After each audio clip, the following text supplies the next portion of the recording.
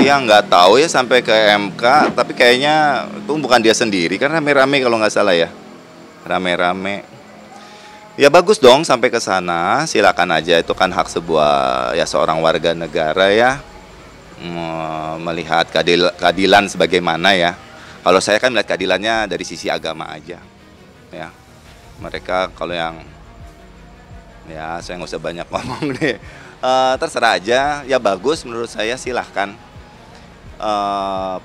Pada dasarnya kalau saya sih bergerak dari kenyataan aja ya yang sebenarnya terjadi gitu loh. Saya rasa juga pejabat-pejabat MK juga nggak bohong ya. Mereka bukan orang-orang yang nggak punya agama, nggak punya perasaan, dan itu semua juga harus saya rasa ya satu persatu individu yang merasa dirugikan karena isunya adalah kok menang hak asuh anak tapi nggak megang anaknya. Kalau nggak salah itu saya dengar dari orang-orang lah gitu loh. Oh, ya kan saya rasa tiap individu punya permasalahannya ya. Wah hebat banget MK satu Indonesia harus adil, jangan cuma untuk Sania Marwa doang ya. Nanti MK kalau bertugas ya seluruh Indonesia yang punya masalah yang sama harus adil gitu loh. Tapi menurut saya tiap orang masalahnya beda-beda. Kalau di saya ya saya banyak bergerak berdasarkan kenyataan aja dan saya cuma menjalankan amanah dari konstitusi yang lebih tinggi lagi yaitu agama yang saya yakin itu saja. Kenapa sih orang di luar sana pingin menjadi banget penengah gitu ya? Gitu ya. Masalah rumah tangga itu sebenarnya harus diselesaikan dari awal kan sama pasangan itu sendiri ya. Orang ketiga tuh hukumnya bisa kafir loh. Ya kan? Kalau benar-benar dijalankan. Ya orang kan pikir hanya kenapa sih nggak bisa diselesaikan jadi penengah? Karena mereka kan tidak menjalankan masalah yang seperti apa yang saya jalankan. Masalah yang saya ada yang ngerti itu kan cuma saya dan dia gitu loh. Yang nggak ada yang lebih mengerti dan dia tahu gini. Permasalahan itu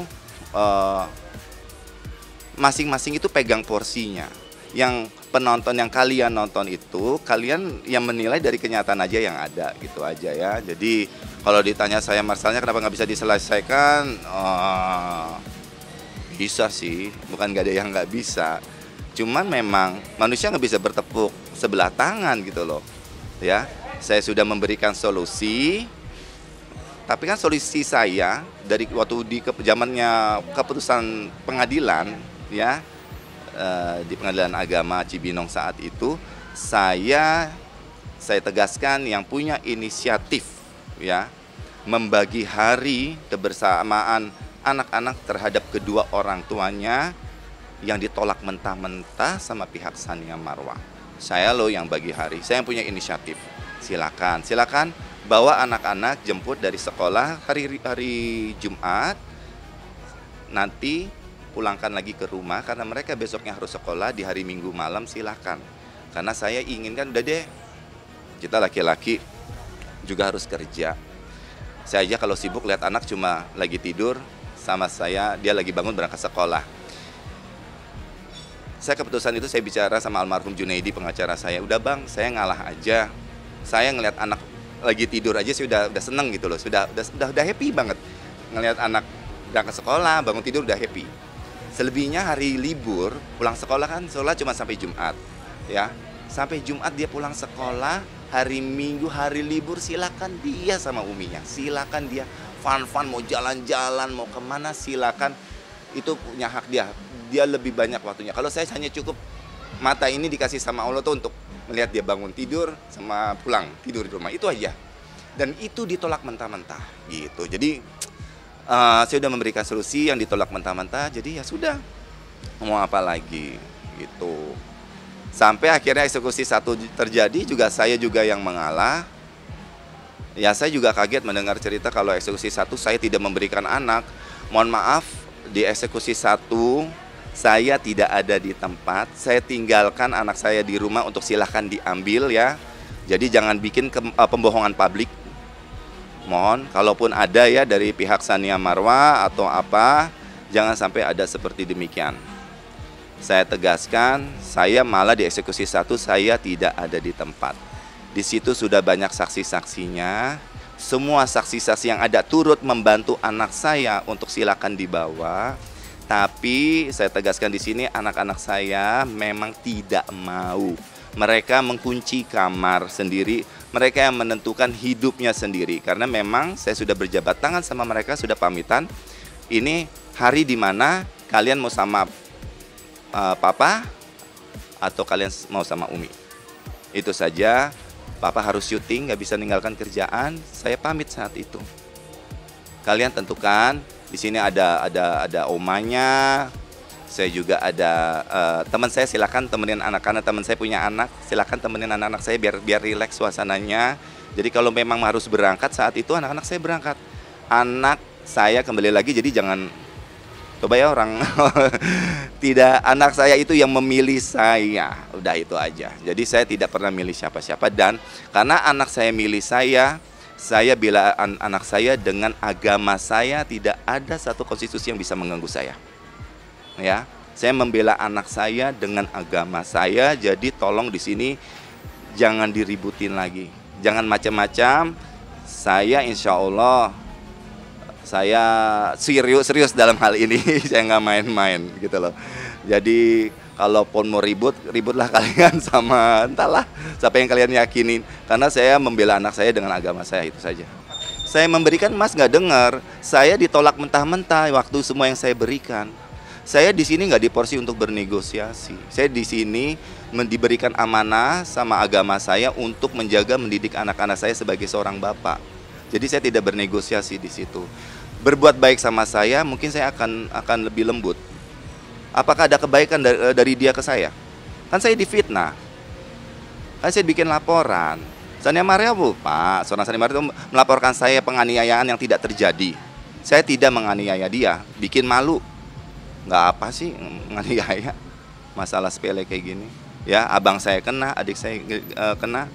Ya, dia nggak pernah ditanya nih sama media, udah dicabut apa belum laporannya, gimana perkembangannya? Ayo ditelusurin.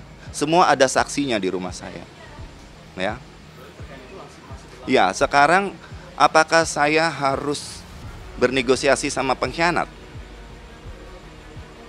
Nah, saya tanya, manusia gila mana yang bernegosiasi sama pengkhianat? Saya bukan orang gila, bukan orang bodoh.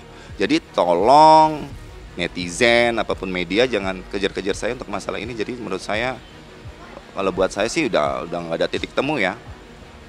Ya bikin aja dia permohonan maaf untuk seluruh media, untuk Indonesia, jangan sama publik khususnya. Ya, atas penganiayaan itu saya mungkin akan sedikit lebih kendor. Nah, saya nggak ada kendor-kendornya, saya nggak kasih kendor, saya gas terus. Nggak tahu, tanya dia, ya udah sekian tahun soalnya. Kalau bener ya silakan, siap perang selalu saya, beneran mau bikin malu sekalian gitu loh, ya kasihan. Kalau emang dia pengen korbanin anak-anaknya silakan. Saya sekarang lagi posisi menjaga anak-anak saya, supaya anak-anak saya jangan jadi korban kedua deh di sini, gitu ya. Sekali lagi untuk MK juga kasihan nih pejabat MK yang ngurusin ini ya. Saya mematuhi, eksekusi pertama terlaksana, oke. Semua saksi, puluhan polisi hadir kayak gerebek narkoba saat itu. Ya, dari pengadilan, dari KPAI daerah, ya, hadir semua. Perlu eksekusi kedua, ketiga, keempat, kelima. Anak saya manusia, bukan binatang, bukan barang diperebutkan. Mereka punya rasa, kan kembali lagi dia milih saya. Saya tidak menentukan. Saya bukannya tidak menjalankan keputusan, kan saya nggak hadir, silakan ambil. Kalau anak-anak tidak mau, kemana anak-anak ini?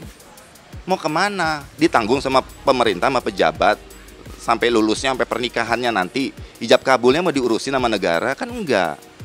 Masyarakat harus sadar, jangan bodoh lah.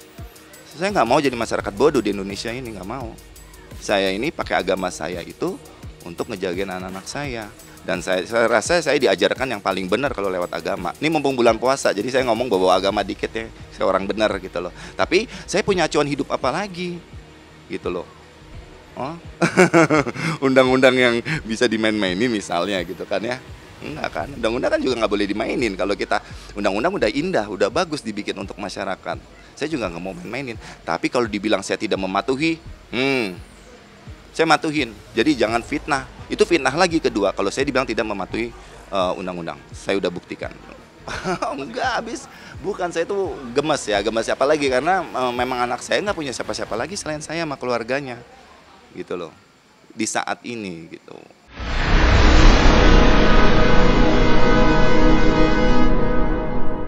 Jadi jangan lupa untuk subscribe Cumi Cumi. Ditekan ya tombol lonceng merahnya.